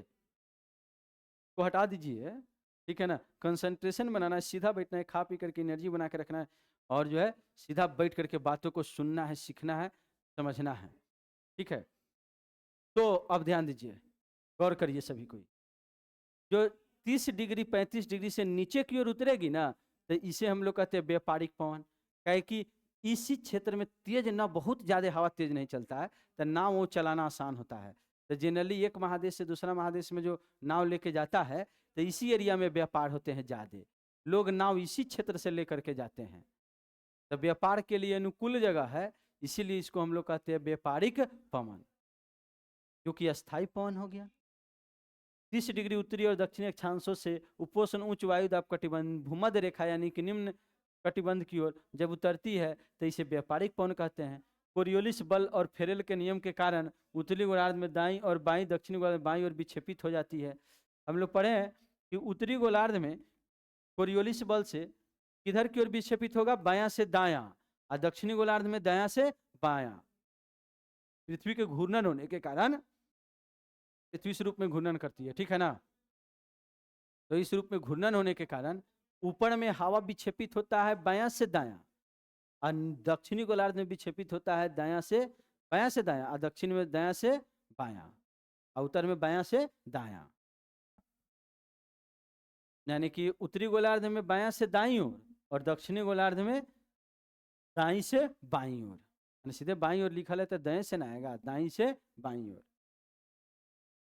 अब ध्रुवीय पवन तो पढ़ चुके हैं, यह स्थायी पवन है और 90 डिग्री अक्षांश से नीचे की ओर हवाएं चलती है, तो इसे ध्रुवीय पवन कहते हैं। ये भी स्थायी पवन है और दोनों ध्रुवों में ही चलती है। ध्रुवीय उच्च वायु दाब की पेटियों से उपध्रुव माने 60 डिग्री की ओर, 90 से 60 डिग्री की ओर जो प्रवाहित पवन को ध्रुवीय पवन कहते हैं, और उत्तरी गोलार्ध में इनकी दिशा उत्तर पूर्व और दक्षिणी गोलार्ध में इसकी दिशा दक्षिण पूर्व, यानी डायरेक्शन देख लीजिए। उत्तरी गोलार्ध में उत्तर पूर्व का मतलब है उत्तर ही हो गया, इधर पूर्व की डायरेक्शन ऐसे हो, ठीक है ना, उत्तरी गोलार्ध। और ये जो है दक्षिणी गोलार्ध की बात करते हैं, दक्षिणी पश्चिम, यानी कि यह जो है उत्तर पूर्व से दक्षिण पश्चिम की ओर, और दक्षिणी गोलार्ध में दक्षिणी पूर्व दक्षिणी पूर्व से यह उत्तर पश्चिम की ओर, माने ये डायरेक्शन होता है, यानी एंटी क्लॉकवाइज, इधर से क्लॉकवाइज। हवा का रुख यही है, ठीक है ना, ऐसे मुड़ेगा ऊपर में और नीचे से इस रूप में मुड़ेगा दक्षिण। हवा का कैसे चलता है, नीचे उतरता है तो पूरा सीधे सीधे नीचे नहीं उतर जाता है, मुड़ जाता है, क्या कि पृथ्वी घूम न रही है, के कारण मुड़ान होकर नीचे उतरता है। क्या बोले? हाँ, जो भी पढ़ रहे ध्रुवीय पवन भी, पछुआ पवन भी और व्यापारिक पवन, क्योंकि गोलार्ध जब दोनों तरफ है, दक्षिण में भी 60 डिग्री है, ऊपर में भी 60 डिग्री है, तो दोनों तरफ होगी, ठीक है ना। हाँ, सेम अक्षांश में, दोनों तरफ समान अक्षांशों में पवनें ऐसी चलती है। अब देखिए, गौर करिए, मौसमी पवन मौसम के हिसाब से मौसम का मतलब है बदल जाता है जो पवन, ये भी सालों भर और कई वर्षों से चल रही है, लेकिन डायरेक्शन इसका अदला बदली हो जाता है, तो इसे कहते हैं कौन सी, मौसमी पवन। इसे पढ़े थे, स्थलीय समीर, समुद्री समीर और मानसून पवन जो भारत में आती है, ये सब किसका उदाहरण हो जाएगा, मौसमी पवन के, तो पढ़ लिए। अब ध्यान दीजिए, अब हम लोग को जाना स्थलीय समुद्री समीर को समझाया गया, जो कि समझ चुके हैं। क्या समझे हैं? दिन में सूरज की प्रकाश आती है तो माटी ज़्यादा गर्म होता है, पानी कम गर्म होता है, तो माटी ज़्यादा गर्म होगा तो माटी से गर्म होगा तो माटी के ऊपर में हवा हल्का हो जाएगा, फैल जाएगा तब, और पानी के ऊपर में भारी हो जाएगा, नज़दीक हो जाएगा कण सा, तो प्रेशर ज़्यादा डालेगा, तो समुंदर से हवा अपने आप चले लगेगी, क्योंकि जहाँ हाई प्रेशर हो गया, कहीं लो प्रेशर हो गया, तो हाई प्रेशर से लो प्रेशर की ओर हवा चलती है, तो दिन में समुंदर से स्थल की ओर हवा चलती है, जिसे समुद्री समीर कहते हैं। और रात में स्थले जल्दी ठंडा हो करके, क्योंकि जो जितने जल्दी गर्म होगा ना उतना जल्दी ठंडा होगा, तो स्थल जल्दी ठंडा हो जाता है, तो कौन सा नज़दीक आ जाता है, तो प्रेशर ज़्यादा डालता है, तो रात में हवा स्थल से समुद्र की ओर चलती है, स्थलीय समीर का। उष्मा और शोषण तथा स्थानांतरण में स्थल और समुद्र में भिन्नता है। दिन में दौरान स्थल भाग समुद्र से अपेक्षा अधिक गर्म हो जाता है, अतः स्थल हवाएं ऊपर उठ जाती है गर्म होकर के, कोई भी चीज़ फैलेगा और निम्न दाब का क्षेत्र बन जाता है, जबकि समुद्र अपेक्षाकृत ठंडा रहता है और उस पर उच्च वायु दाब बना रहता है, हाई प्रेशर, इसलिए समुद्र से स्थल की ओर दाब प्रवणता उत्पन्न होती है और पौने समुद्र से स्थल की तरफ आती है, जिसे समुद्री समीर के रूप में जानते हैं। रात्रि में एकदम विपरीत प्रक्रिया ही होती है, स्थल समुद्र की अपेक्षा ठंडा जल्दी हो जाता है और दाब प्रवणता माने चेंजिंग हो जाती है। समुद्र की तरफ होने पर स्थल समीर कहते हैं, यानी स्थल से समुद्र की ओर आने लगे। इतना बात क्लियर है। तो ये दोनों पवन मौसमी पवन का उदाहरण हो जाएगा। स्थानीय पवन अब हम लोग जानते हैं कि लोकल, वहाँ एक ऐसा कोई पर्वत हो जाएगा बहुत ऊंचा या रेगिस्तान हो जाएगा जिसके कारण खाली वही एरिया में ही बहता है हवा। तो वो एरिया में गर्म हवा भी बह सकता है, ठंडा हवा भी बह सकता है। अतः स्थानीय पवन को दो भागों में बांट दिया जाता है, एक गर्म स्थानीय पवन और एक जो है शुष्क, गर्म शुष्क स्थानीय पवन, और एक जो है शीतल हवा स्थानीय पवन। तब स्थानीय पवन को हम लोग शीतल और गर्म के रूप में हम लोग पढ़ेंगे, 40-50 को नाम याद करें। सबसे पहले चिनुक, गर्म स्थानीय पवन पढ़ रहे हैं। चिनुक रॉकी पर्वत है अमेरिका में। रॉकी पर्वत कहाँ है? तो रॉकी पर्वत के कारण वहां पर पर्वत रहता है, तो उसका गुण है कि ऊपर में जैसे ऊपर जाते हैं तो ठंडा ज़्यादा होता है, टेम्परेचर कम होता है। टेम्परेचर कम होते हैं ऊपर।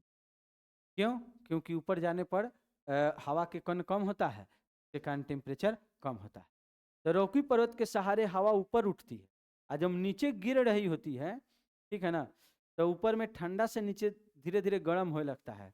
और जब ये मैदानी भाग में पहुंचता है तो यह जो बर्फ वहाँ जमे होते हैं, इसके गर्मी के कारण वो पिघल जाता है और वह बर्फीला एरिया में पूरा घास उग जाता है। बर्फ पिघल के खत्म हो गया और घास उग गया, तो चरवाहा के लिए बहुत फायदेमंद हो जाता है। अब पशु को पोसा है, आराम से उसके लिए घास मिल जाएगा, चारा मिल गया। तो यह चूंकि बर्फ को खा खा के चारागाह बना देता है और बर्फ को खा जा रहा है, तो हिमभक्षी हवा कहते हैं, आइस ईटर, यानी बर्फ को खा जाने वाला हवा। इसका नाम क्या है? चिनुक। और ये चरवाहों के लिए फायदेमंद है। तो ये कहाँ बहेगा? अमेरिका में। इतने बात याद रखना है। अमेरिका और कनाडा, अमेरिका और रॉकी पर्वत का विस्तार कनाडा में भी है, मेक्सिको में भी है। यानी रॉकी पर्वत का विस्तार अमेरिका, कनाडा और मेक्सिको में है। तो अमेरिका और कनाडा में रॉकी पर्वत श्रेणी के पूर्वी ढाल में के साथ चलने वाली गर्म या शुष्क पवन को चिनुक कहते हैं। और यह पवन रॉकी पर्वत के पूरब के पशुपालकों के लिए बड़ा ही लाभदायक है, क्योंकि शीतकाल में अधिकांश अवधि में यह बर्फ को पिघला करके बर्फ से मुक्त रखता है। ठंडी के समय में भी हवा चलती है, न तो ठंडा में वो बर्फ बन जाता। वहीं एक ढलान की तरफ पूरा बर्फे रहता है, दूसरा ढलान में बर्फ इसलिए नहीं रहता क्योंकि हवा उतरने के कारण उसको पिघला देता। चरवाहों के लिए ही फायदेमंद हो गया। ऐसे ही हवा एक फॉन है जो कि इटली में बहती है और स्विट्जरलैंड के क्षेत्र में। तो आल्प्स पर्वत उत्तरी ढाल में नीचे उतरती है, तो स्विट्जरलैंड में इसका सबसे ज़्यादा प्रभाव पड़ता है। और ये भी गर्म हवा है, तो जैसे नीचे उतरेगी बर्फ़ को पिघला देगा और वो भी चरवाहों के लिए फायदेमंद होगा। यहाँ तक कि अंगूर वगैरह भी गर्म हवा के कारण जल्दी पक जाता है, ठीक है ना। तो अंगूर के लिए अनुकूल हवा है, लिए फायदेमंद है, तो अनुकूल हवा है। इसका नाम है फॉन। तो याद रखिए, स्विट्जरलैंड में गर्म शुष्क हवा को किस नाम से जानते हैं? फॉन के नाम से। ऐसे ही क्वेश्चन रहेगा, स्विट्जरलैंड में गर्म शुष्क हवा को किस नाम से जानते हैं? तो क्या बोलेंगे? फॉन। और बताइए, उत्तरी अमेरिका में रॉकी पर्वत श्रेणी के पास जो गर्म शुष्क हवा को किस नाम से जानते हैं? चिनुक। आइस ईटर हवा या हिमभक्षी हवा किसे जानते हैं? तो चिनुक। अगर सब ऑप्शन रहेगा तो चिनुक आंसर करना है, क्योंकि सबसे ज्यादा हिमभक्षी है। सहारा रेगिस्तान में जो गर्म शुष्क हवा चलती है उसे हर मटर कहते हैं। देखिए, विश्व में यहाँ ऊपरी भाग में ये पूरा सहारा रेगिस्तान है, जहाँ पर मोरक्को, अल्जीरिया, ट्यूनिसिया, ठीक है ना, लीबिया, ये सारे देश सब है। तो यहीं पर एगो देश है गिन्नी। कौन देश है बोलिए तो? अफ्रीका महादेश है। तो यही गिन्नी के पास सहारा रेगिस्तान से गरम गरम हवा चल के नीचे उतरती है, हाई प्रेशर से लो प्रेशर की ओर। ये सहारा रेगिस्तान है विश्व का सबसे बड़ा रेगिस्तान, और गर्म हवा रेगिस्तान में गर्म हवा ही चलती है, क्योंकि रेगिस्तानी मिट्टी जो होते हैं ना, उष्मा को ज़्यादा अवशोषित करता है। तो जिसके कारण इधर से हवाएं चलती है किन्नी के तट के तरफ, और ऐसी हवा को ठंडी के समय में जब चलती है तो ठंडी से लोग यहाँ पर परेशान हो गया रहता है किन्नी तट के आसपास, और सब कोई डॉक्टर के पास लाइन लगे रहता है, सर्दी खांसी बुखार हुआ है के लिए सब जो पुर्जा कटा करके जो है लाइन लगा रहता है। तब तक जो है हवा आती है एकदम गरम गरम हवा, और हवा के झोंका के सब से सभी का जो है सर्दी बुखार ठीक हो जाता है। ठीक है, जिसके कारण जो है तो लोग हवा नहीं डॉक्टर हवा कहता है। क्या बोलता है बोलिए तो, ये डॉक्टर आया, डॉक्टर के पास अब लाइन लगाने की जरूरत नहीं है। इसे कौन हवा कहते हैं, ध्यान दीजिए सभी कोई, डॉक्टर हवा। और सभी कोई जो है अब जो मटन बना रहा होता है वो कह रहता है अब मटन बनाने की जरूरत नहीं है, हट मटन, का नाम है हर मटन।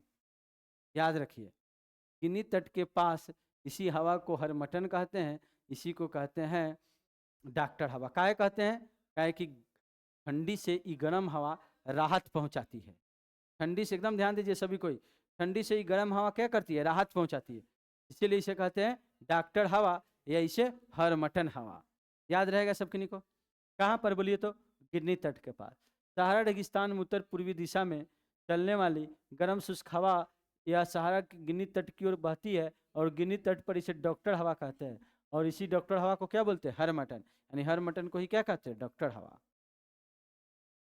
सिरों को ध्यान दीजिए सभी कोई, अगर इसी सहारा रेगिस्तान की बात करते हैं तो यहाँ पर हम लोग जान रहे हैं कि ये पूरा एरिया जो है यहाँ पर पूरा जो है सहारा रेगिस्तान का विस्तार है। तो इसी सहारा रेगिस्तान ये पूरा फिरका है, और ऊपर एरिया में सहारा रेगिस्तान है, इतना एरिया में। इस सहारा रेगिस्तान में और ऊपर में यूरोप है, और यहाँ इटली है। तो यहाँ से गर्म शुष्क हवा उठ करके ऊपर की ओर जाती है, बहती है, और इटली तक पहुँचती है। सहारा रेगिस्तान से गर्म हवा उठ करके इटली तक पहुँचती है, और इस एरिया में लाल रेत रहता है। लाल रेत को भी उड़ा करके लेके चल जाता है, महीन महीन कण जो रेत के रहता है लाल, एकदम महीन महीन, उसको भी उड़ा करके लेके जा रहा होता है गर्म शुष्क। तो जब उड़ा के रेत को, लाल रेत को लेके आकाश में जा रहा होता है तो ऐसा लगता है खून बह रहा है ऊपर, इतना महीन रेत रहता है, और काफी एरिया में बहा के लेके जाता है, और उड़ा के लेके जा रहा है तो लगता है आकाश में खून बह रहा है। खून नहीं होता है, वो जो है महीन रेत के कण होते हैं। तो इसको हम लोग रक्त रष्टि हवा भी कहते हैं। रक्त रष्टि माने खून भरी हवा। तो रक्त रष्टि हवा किसे कहता है, सिरोको को कहते हैं। इसी को स्थानीय भाषा में वहाँ के लोग सिरोको बोलता है, इटली के लोग, और इसी को कहते हैं रक्त रष्टि हवा भी, खून भरी हवा। क्लियर है ना, इसका नाम कौन सी रहेगा, सिरोको।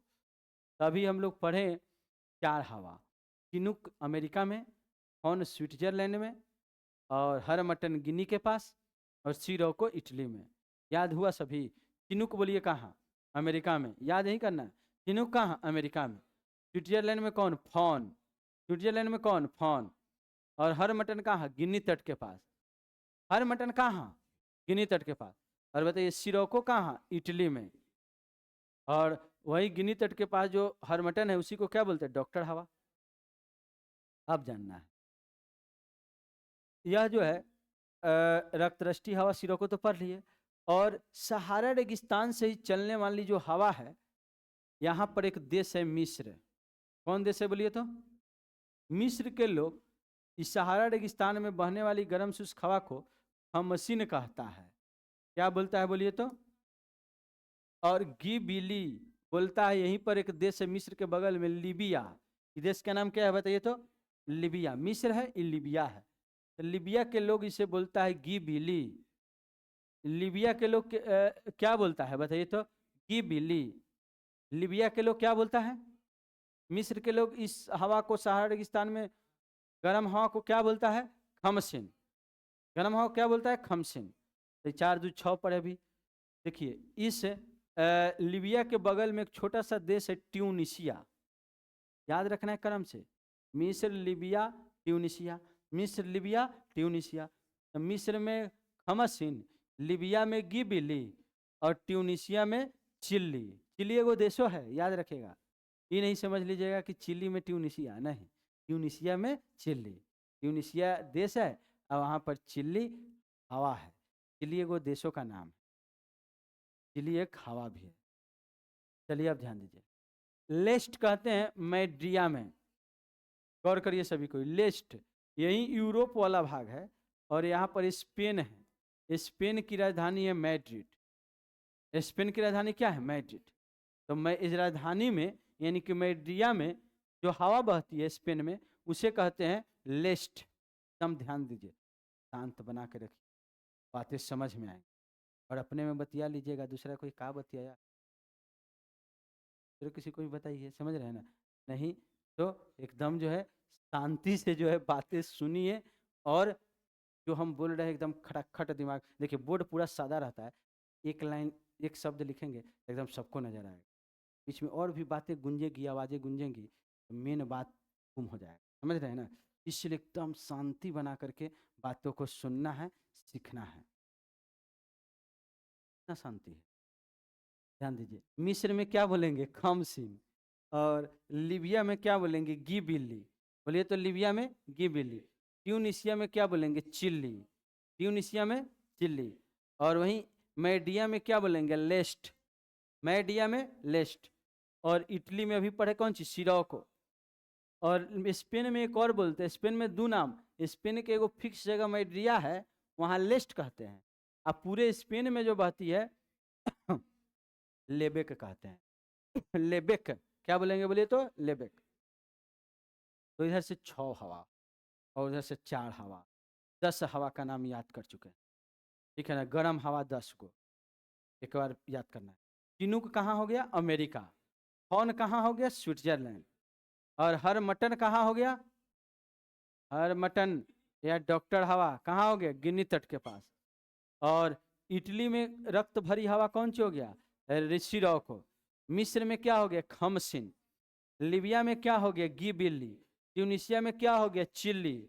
मैडिया में क्या हो गया? लेस्ट। और स्पेन में क्या हो गया? लेबेक। तिमुम याद रखना है, यह अरब रेगिस्तान इसे है, इधर अफ्रीका है। और अफ्रीका के जैसे इधर आइएगा तो यहाँ अरब का रेगिस्तान मिलेगा। अफ्रीका के पूरब में कौन रेगिस्तान है? अरब सागर। तो अरब का रेगिस्तान जो है, यह हवा चलती है गर्म हवा, सिमुम कहते हैं। अब अरब के रेगिस्तान में बहने वाली गर्म शुष्क हवा को क्या बोलते हैं? सिमुम। अरब के रेगिस्तान में बहने वाली गर्म शुष्क हवा को क्या बोलते हैं? बोलिए तो, सिमुम। ब्लैक रोलर अमेरिका है, यहाँ पर उत्तरी अमेरिका नाम का या पूरा उत्तरी अमेरिका नाम का ये देश है। और याद रखिए, ये रॉकी पर्वतमाला है। ये उत्तरी अमेरिका है, नीचे दक्षिण अमेरिका है। तो यहीं पर रॉकी पर्वतमाला में याद रखिएगा कि उत्तरी भागों में और वो भी मैदानी क्षेत्र में, इस एरिया में यहाँ पर, ठीक है ना, हवा चलती है जिसे ब्लैक रोलर कहते हैं। मैदानी क्षेत्र में बहती है, याद रखिएगा। यह उत्तरी अमेरिका के विशाल मैदान में दक्षिणी पश्चिमी या उत्तरी पश्चिमी तेज धूल भरी चलने वाली आंधी है, जिसे ब्लैक रोलर कहते हैं। और इतना धूल भरी हवा होती है, गर्म हवा, कि ऐसा पूरा प्लेन कर देता है हवा बैठ कर। ऐसा लगता है कि रोलर चला है। रोलर माने जो प्लेन करता है, ठीक है? तो इसे कहते हैं ब्लैक रोलर। तो अमेरिका में गर्म शुष्क हवा रॉकी पर्वत के सहारे उतरती है, उसे चिनुक कहते हैं। लेकिन मैदानी क्षेत्र में जो हवा बहती है उसे ब्लैक रोलर कहते हैं। 2 अमेरिका की हवा, एक चिनुक और एक ब्लैक रोलर, मैदान में और पर्वतीय क्षेत्र में। अब है ब्रिक फिल्डर। ऑस्ट्रेलिया में जो गर्म शुष्क हवा चलती है विक्टोरिया प्रांत में। देखिए यहाँ पर सबसे नीचे में ऑस्ट्रेलिया है, और इसके सबसे नीचे एगो राज्य है जिसका नाम है विक्टोरिया। कौन राज्य है बोलिए तो? ऑस्ट्रेलिया में 7 राज्य है, जिसमें से एगो राज्य कौन है? विक्टोरिया। इसी विक्टोरिया प्रांत में एक हवा चलती है जिसे कहते हैं ब्रिक फिल्डर। कहाँ के फील्डिंग सबसे ज़्यादा ठीक रहता है? ऑस्ट्रेलिया का रहता है ना। तो ब्रिक फिल्डर याद रखिएगा, ऑस्ट्रेलिया के एक गर्म शुष्क हवा है। कौन हवा? Brickfielder. अभी हम लोग जाने simoom black roller brickfielder, simoom black roller brickfielder. तो 9 उधर से 3 इधर से 12। सिमुम कहाँ? अरब रेगिस्तान। और सिमुम कहाँ हो गया? अरब रेगिस्तान। और बताइए ब्रिक फील्डर कहाँ? ऑस्ट्रेलिया। ब्लैक रोलर कहाँ? ब्लैक रोलर कहाँ? अमेरिका में। तो ये टोटल 12 हवा। फिर हम लोग को देखना है नार्वेस्टर। नार्वेस्टर तो देखिए असम में जो अप्रैल मई में जो हवा बहती है ना, तो इधर भी नार्वेस्टर बोलते हैं। इसको काल बैसाखी भी बोलते हैं। बैसाख के समय में ये हवा चलती है, यानी अप्रैल के समय में। मार्च में होली होता है, ठीक है, तो बैसाख के समय की फागुन हो गया, फागुन के बाद चैत बैसाख, यानी कि अप्रैल मई के समय हवा चलती है असम में, जिसे काला बैसाखी या नार्वेस्टर भी कहते हैं। तो भारत में भी असम के क्षेत्र में एक नार्वेस्टर नाम है, लेकिन वैश्विक स्तर पर कहेंगे नार्वेस्टर गर्म शुष्क हवा कहाँ की है, वो लोकल नाम है नार्वेस्टर, ये वैश्विक नाम है। जो कि नार्वेस्टर जब भी आएगा भारत ना कह के क्या बोलेंगे? न्यूजीलैंड। अब भारत में कहेंगे तो असम क्षेत्र में कहेंगे नार्वेस्टर। याद रहेगा ना? काल बैसाखी या उसी को बोला जाता है नार्वेस्टर, ठीक है ना? कहाँ? असम के क्षेत्रों में। तो नार्वेस्टर न्यूजीलैंड में पर्वतों में बहने वाली गर्म शुष्क हवा को क्या बोलते हैं? बोलिए तो नार्वेस्टर। तो यहाँ पर आप देख लिए 13 हवा, 4 गो इधर से nor'wester, brick fielder, brake loader, सिमुम, और इधर से 6 फिर को जोड़ के हरमटन फोन चिनुक, ठीक है ना? हरमटन फोन चिनुक, कुल मिला करके इधर से 9 4 13 हवा। अब ध्यान दीजिए, अभी और है इसमें कुछ। शामल भी गर्म शुष्क हवा है। शामल कैसी हवा है? गर्म शुष्क।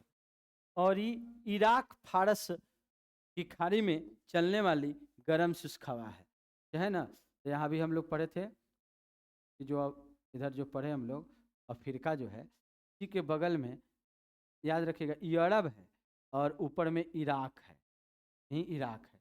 तो इराक, और इसे कहते हैं फारस की खाड़ी, जलीय क्षेत्रों कहते हैं फारस की खाड़ी। तो फारस की खाड़ी के तरफ से एक हवा चलती है, गर्म हवा, जो इराक तक पहुंचती है। और इराक के क्षेत्रों में बहने वाली इस गर्म शुष्क हवा को, जो फारस की खाड़ी से आती है, जो अरब के बगल में है फारस की खाड़ी, इधर इराक है, तो ऐसी हवा को कहते हैं शामल। अरब में पढ़े सिमुम, अरब रेगिस्तान में क्या पढ़े? सिमुम। और इराक में क्या पढ़े? शामल। याद रखना है। अरब में क्या पढ़े? सिमुम। और फारस इराक में क्या पढ़ेंगे? फारस की खाड़ी के क्षेत्र में शामल। तो सिमुम और शामल याद रखना है, सिमुम और शामल। अरब के रेगिस्तान में यहाँ पर सिमुम, यहाँ पर शामल। सांता आना, याद रखिए, इधर से अमेरिका हम लोग पढ़े थे, अमेरिका, ये जो अमेरिका है, ये दक्षिणी अमेरिका है नीचे में, ठीक है ना? तो ये उत्तरी अमेरिका में, ये अभी हम लोग पढ़े हैं कौन? रॉकी पर्वत। रॉकी पर्वत के पास चिनुक, मैदानी क्षेत्रों में ब्लैक रोलर, यही ना 2 गो पढ़े थे। इसके एकदम पूर्वी भाग में और नीचे यहाँ एगो राज्य है जिसका नाम है कैलिफोर्निया। कौन राज्य है बोलिए तो? रॉकी पर्वत के दक्षिणी भागों में एक राज्य है जिसका नाम, और दक्षिणी पूर्वी भागों में, दक्षिणी पश्चिमी भागों में, इधर पश्चिम है और नीचे दक्षिण है। तो इधर एगो राज्य है जिसका नाम है कैलिफोर्निया। और ये जब हम उत्तरी अमेरिका पढ़े थे वहाँ भी बताए थे। यहाँ पर एक गरम गरम शुष्क हवा चलती है, और यहाँ रसीले फलों का बगीचा बहुत बड़ा लगता है, माने रसीले फल सब खेती करता है सब। और ये हवा कभी कभी इतना तेज चलती है और सूखी भरी हवा रहती है, सब लदे हुए फलों को गिरा देती है। तो फल बागान मालिक को बहुत नुकसान होता है। दुनिया में सबसे ज़्यादा जो है नुकसान किसी फल को होता है जिस हवा से, का नाम है सांता आना हवा। शांत होके आता है और बागवान मालिक को शांत कर देता है नुकसान से। तो इसका नाम है सांता आना। ध्यान दीजिए, सांता आना हवा कहाँ चलती है? कैलिफोर्निया में, दक्षिणी भागों में कैलिफोर्निया में सांता आना घाटी में चलती है। और ये धूल भरी गर्म शुष्क हवा है। फल बगान माली को सबसे ज्यादा नुकसान पहुंचाती। कौन हवा बोलिए तो सांता आना।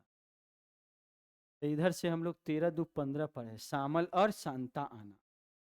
अब एक और कोयम्बैंग। कोयम्बैंग इंडोनेशिया में हवा चलती है। इंडोनेशिया है कहाँ? तो ध्यान दीजिए, यह इंडोनेशिया, जैसे इधर हो गया पूरा अरब, और इस साइड में बहुत इधर आता है पूरा कौन? इंडोनेशिया, ठीक है ना, तो विषुवत रेखा गुजरती है। तो अगर बात करें इंडोनेशिया एशिया में बहने वाली गर्म शुष्क हवा को क्या बोलते हैं? कोयम्बैंग। जावा इंडोनेशिया में बहने वाली गर्म शुष्क हवा है, तंबाकू की खेती को काफी नुकसान करती है। जावा इंडोनेशिया का द्वीप है, तीसरा बड़ा द्वीप। दुनिया में सबसे अधिक द्वीपों का देश कहते हैं इंडोनेशिया को। इसमें 13,000 द्वीप है। कहाँ पर? इंडोनेशिया में। और इंडोनेशिया में इस 13,000 द्वीपों में तीसरा द्वीप का नाम है, टॉप तीसरा क्षेत्रफल वाला द्वीप का नाम है जावा द्वीप, जहाँ इंडोनेशिया की राजधानी जकार्ता भी है। बोलिए तो इंडोनेशिया की राजधानी कौन सी है? जकार्ता। तो जकार्ता जो है वहीं पर ही हवा चलती है, इंडोनेशिया के जावा द्वीप के जकार्ता में, और तंबाकू खेती को नुकसान पहुंचाती। तो ये 16 गो हवा का नाम बोलना है। सबसे पहले हम लोग जो पढ़े इसमें चिनूक हवा। कौन हवा पढ़े बोलिए तो? यूएसए में गर्म शुष्क हवा को क्या बोला जाता है? यूएसए के गर्म शुष्क हवा को क्या बोलते हैं? चिनूक कहते हैं। स्विट्जरलैंड के गर्म शुष्क हवा को क्या बोलते हैं? फॉन कहते हैं। और अंगूर की खेती के लिए उपयुक्त हवा है कौन? फॉन। और बताइए, फॉन आल्पस पर्वत वहाँ है, उसके ऊपर उठ कर के नीचे उतरती है तो ये फॉन हवा बहती। फिर हम लोग पढ़े गिनी तट पर बहने वाली गर्म शुष्क हवा को क्या बोलते हैं? हरमटन या डॉक्टर हवा। इटली में गर्म शुष्क हवा जो रक्त रष्टि हवा के नाम से जानते हैं उसका नाम क्या है? सिरोको। और मिस्र में क्या बोलते हैं? खमसिन। और बोलिए लीबिया में क्या बोलते हैं? गिबिली। ट्यूनिशिया में क्या बोलते हैं? चिल्ली। और मैड्रिड में क्या, मैड्रिया में क्या बोलते हैं? लेस्ट। और स्पेन में क्या बोलते हैं? लेबेक। अरब रेगिस्तान में क्या बोलते हैं? सिमुम। गर्म शुष्क हवा को क्या बोलते हैं? सिमुम। और उत्तरी यूएसए में बहने वाली गर्म शुष्क हवा को क्या बोलते हैं? Black roller. फिर हम लोग पढ़े ब्रिक फिल्डर। ऑस्ट्रेलिया में गर्म शुष्क हवा को क्या बोलते हैं? Brick fielder. और न्यूजीलैंड के गर्म शुष्क हवा को नॉरवेस्टर। ठीक है, अरब में कहते हैं सिमुम, लेकिन इराक में क्या कहते हैं? शामल कहते हैं। इराक में क्या बोलते हैं? शामल। इराक में बोलते हैं शामल। और रॉकी पर्वत के नीचे कैलिफोर्निया वाला भाग है, और वहाँ गर्म शुष्क हवा को कैलिफोर्निया में क्या कहते हैं? सांता आना कहते हैं। फिर आप बताइए कोयम्बैंग कहाँ की गर्म शुष्क हवा है? इंडोनेशिया की। तो इस 16 हवा देखे, हर पर जा करके को आराम से लिखेंगे, याद करेंगे, याद जरूर हो जाए। ठीक है, नहीं देखेंगे, नहीं याद करेंगे तो फिर ऐसे ही घूमिए फिर क्या दिक्कत है? खाना पीना मिल ही रहा है ना। तो अब हम लोग को जानना है, अभी गर्म शुष्क हवा और है, इसको याद करना। 16 को तो याद किए, अभी और गर्म शुष्क हवा 1 2 3 4 5 6 7 8 9, 16 9 25 को गर्म हवा, 15 17 को ठंडी हवा, 40 42 को हवा याद करें। तो हम लोग 16 को याद कर चुके हैं। 16 जब याद कर सकते हैं तो 9 और याद कर सकते हैं। क्या नहीं याद हुआ? वो तो अभी ठंडी हवा है, तो पढ़ेंगे। अभी गर्म हवा खत्म होगा तब ना ठंडी हवा पढ़ेंगे। तो वो दे दिया है पहले, ठीक है ना, कम जगह। अभी हम लोग गर्म हवा पढ़ रहे हैं, जब गर्म हवा खत्म हो जाएगा तब ठंडा हवा भी पढ़ लेंगे, क्या दिक्कत है? तो अब जानिए, यहाँ पर गर्म शुष्क हवा 9 और पढ़ना है। ट्रेमोंटेन, ये हवा मध्य यूरोप में बहती है। अभी तक यूरोप में हवा पढ़े हैं? सिरोको कहाँ? इटली में है ना, और लेस्ट मेडिया में, लेबेक स्पेन में। यूरोप की 3 हवा पढ़ चुके हैं। अब फॉन भी, फॉन कहाँ? स्विट्जरलैंड में। ये सब यूरोप में पड़ता है।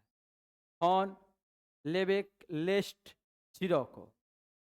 अभी और जानना है, बीच में मध्य यूरोप यानी कि पोलैंड है, जर्मनी है, ऑस्ट्रिया है। जर्मनी, पोलैंड, ऑस्ट्रिया मध्य यूरोप भाग में है। यहाँ गर्म हवा जो बहती है उसे ट्रेमोंटेन कहते हैं। चलिए बताइए, तो यूरोप में गर्म शुष्क हवा को क्या बोलते हैं? ट्रेमोंटेन। यूरोप में गर्म शुष्क हवा को क्या बोलते हैं? ट्रेमोंटेन। और फ्रांस में बोलते अयाला। क्या बोलते हैं बोलिए तो? अयाला। फ्रांस में अयाला। दक्षिण अफ्रीका में बरगस। दक्षिण अफ्रीका में गर्म शुष्क हवा एक है बरगस। और सुखोवे विमान भी है, समझ रहे हैं ना? सुखोवे हवा है जो रूस और कजाकिस्तान में बहता है। कजाकिस्तान, ध्यान दीजिए सभी कोई, यह रूस रूस में, रूस कजाकिस्तान एक ही जगह सटा हुआ है। और दुनिया का सबसे बड़ा स्थलबद्ध देश कौन है? कजाकिस्तान। चलिए बोलिएगा सभी कोई, ध्यान दीजिएगा। रूस का देश का, पूरे विश्व का सबसे बड़ा स्थलबद्ध देश कौन है? कजाकिस्तान। तो कजाकिस्तान में भी थोड़ा चल जाता है, रूस में भी बहता है। वो हवा का नाम है सुखोवे। चलिए 4 को बोले क्या है? बोलिए तो ट्रेमोंटेन कहाँ की हवा हो गया? ट्रेमोंटेन कहाँ की हवा हो गया?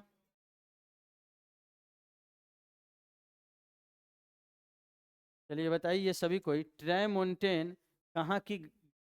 मध्य यूरोप की हवा कौन सी हो गया बोलिए तो? ट्रेमोंटेन। अयाला बोलिए कहाँ? और बरगस और सुखोवे। दिखाई नहीं दे रहा है? सुखोवे कहाँ? रूस कजाकिस्तान। अब बरगस दक्षिण अफ्रीका। और अयाला और ट्रेमोंटेन। ट्रेमोंटेन, ट्रेमोंटेन हो गया मध्य यूरोप। अयाला कहाँ हो गया? फ्रांस। बरगस कहाँ हो गया? दक्षिण अफ्रीका। और सुखोवे कहाँ हो गया? रूस और कजाकिस्तान। सुखोवे कहाँ हो गया? रूस और कजाकिस्तान। फिलीपींस एशिया में देश है जहां पर मेरियाना गर्त है, याद है ना? तो फिलीपींस में गर्म शुष्क हवा को बागियो कहते हैं। क्या बोलते हैं बोलिए तो? बागियो। बागियो। और दक्षिणी पूर्वी ईरान, इराक में तो पढ़े थे आप, इराक में पढ़े थे सामल, याद है ना? ईरान में पढ़ेंगे गारिच। दक्षिणी पूर्वी ईरान में कौन? गारिच। ईरान में कौरो हवा है सामुन। सामुन, सामुन पूरे ईरान में। और केवल दक्षिणी पूर्वी ईरान में कौन सी? गारिच। जिसे स्पेन में पढ़े न थे, मेडिया में लेस्ट और पूरे स्पेन में लेबेक। ठीक उसी प्रकार से ईरान में सीमुन, तो सामुम, सामुम, सामुन, एक सामुम एक है सामुन। तो अरब में सामुम और ईरान में सामुन। और याद रखिए सामल इराक में। सामुन, सामुम और सामल। सामुन, सामुम, सामल, तीनों कहाँ कहाँ याद करना होगा। सामल पढ़े इराक में, सामुम पढ़े अरब में, और सामुन पढ़े ईरान में, और गारिच पढ़े दक्षिणी पूर्वी ईरान में। लू कौन नहीं जानते? उत्तर भारत में जो गर्म शुष्क हवा चलती है, इसे हम लोग क्या बोलते हैं? लू कहते हैं। हम लोग की तरफ बिहार यूपी इस सब क्षेत्रों में गर्म शुष्क हवा चलती है, इसे कहते हैं कि लू चल रहा है। ऐसे तो गांव में अनपढ़ आदमी बोलते हैं कि लू हा, लू चल रहा है। बच्चा में भी हम लोग बोलते थे, अभी बोलते हैं। ध्यान दीजिए। सोलैनो, सोलैनो कहाँ की गर्म शुष्क हवा है? दक्षिणी पूर्वी स्पेन। तो स्पेन के 3 गो हवा, लेबेक, लेस्ट, सोलैन। लेबेक, लेस्ट, सोलैन, सोलैन, लेबेक, लेस्ट और सोलैनो। लेबेक, लेस्ट और सोलैनो। तो 25 हवा का नाम याद की, ठीक है ना? सबसे पहले अगर बातें करें 25 हवा का नाम, पहले 9 को बोल लेते हैं। बोलिए तो ट्रेमोंटेन कहाँ के हो गया? ट्रेमोंटेन अयाला फ्रांस, बरगस सुखोवे रूस कजाकिस्तान, बाग्यो फिलीपींस द्वीप समूह, गारिच दक्षिणी पूर्वी ईरान, उत्तरी भारत लो, और सोलैनो। सोलैनो बोलिए तो? सोलैनो कहाँ? और सामुम, सामुम कहाँ? सोलैनो दक्षिणी पूर्वी स्पेन, लू उत्तरी भारत, गारिच दक्षिणी पूर्वी ईरान, और बताइए बाग्यो, बाग्यो फिलीपींस, सुखोवे रूस कजाकिस्तान, बरगस दक्षिण अफ्रीका, अयाला और ट्रेमोंटेन, ट्रेमोंटेन मध्य यूरोप। तो 25 हवा, और इधर से जो अब ठंडी हवा बस देखे छुट्टी हो जाएगा, एकदम हड़बड़ाना नहीं है। लेकिन बच्चा सब बहुत हड़बड़ाता था ना, एकदम कितना जल्दी से छुट्टी हो जाए। अपना सोचिए, बच्चा में जो है हम लोग चाहते थे कि पढ़े, सब चाहता था छुट्टी हो जाए, लेकिन अब बच्चा थोड़ी है। ध्यान दीजिए, अलास्का में शीतल भरी हवा को कहते हैं बिल्ली बाओ। अलास्का में शीतल भरी हवा क्या है? बिल्ली बाओ। अलास्का में शीतल भरी हवा को क्या कहते हैं? बिल्ली बाओ। चलिए ध्यान दीजिए सभी। और विली विली ऑस्ट्रेलिया की हवा है, गर्म शुष्क हवा। यहाँ पर ध्यान दीजिए, यहाँ पर है जो अलास्का प्रदेश, ये है अलास्का। इतना वाला उत्तरी अमेरिका के देश को क्या बोलते हैं? बोलिए तो अलास्का। अलास्का के गर्म शुष्क हवा को विल्ली वाव कहते हैं। क्या बोलते हैं इसको? और नहीं, इसको ठंडी हवा कहेंगे, यानी शीतल हवा को क्या बोल देंगे? विल्ली वाव। यानी अलास्का में शीतल भरी हवा को क्या बोल देंगे? बिल्ली वाव। और अभी पढ़े ना हम लोग कि इटली यहाँ अवस्थित है, यूरोप में इटली यहाँ अवस्थित है, और ये पूरा अफ्रीका है। तो इटली में गर्म शुष्क हवा को हम लोग बोलते थे सिरोको। और एडियाटिक तट, यहीं पर सबसे निचला तट है एडियाटिक, यहाँ समुद्री क्षेत्र है, यहाँ पर ठंडी हवा को कहते बोड़ा। तो इटली के पूरब में एगो जलीय क्षेत्र है, और इटली के पूरब में जो जलीय क्षेत्र है उसे का नाम है एडियाटिक सागर। इटली के पूरब वाला सागर का नाम क्या है? एडियाटिक सागर। वहां पर जो शीतल हवा चलती है उसे बोड़ा कहते हैं। ठीक है ना? याद रखिए, दो हवा हम लोग पढ़े अभी, अलास्का में बिल्ली बाओ और एडियाटिक तट में बोड़ा। स्पेन फ्रांस में चलने वाली शीतल हवा को मिस्ट्रल कहते हैं। तो यूरोप के इस नीचे वाला यहाँ देश है स्पेन, यहाँ पर चलने, अभी सबको मैप से भी बताएंगे, टेंशन नहीं लीजिए।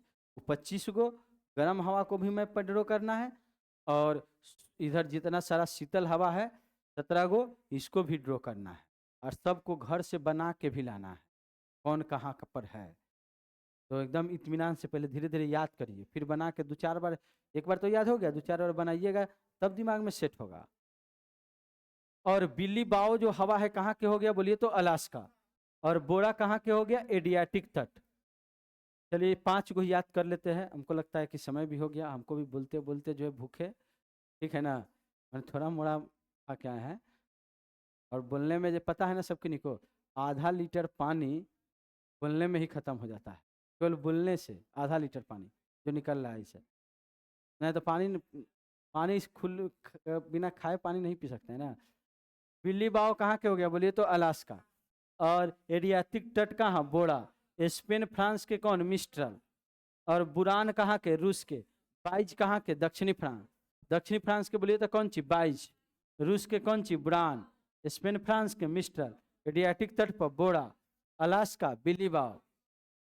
सभी कोई वर्ल्ड मैप का पेज खरीदे हैं ना, आउटलाइन मैप, कोई भी किताब दुकान, कॉपी दुकान में जाइएगा, वहाँ पर मिल जाएगा आउटलाइन मैप, बोलिएगा वर्ल्ड मैप का दीजिए, और जो देश जहाँ पर है वो कोशिश करिएगा ड्रॉ करके आइएगा, अपना से जितना हो। कल हम यहाँ ड्रॉ भी करवा देंगे इसे, ठीक है। तो वर्क क्या है कल का?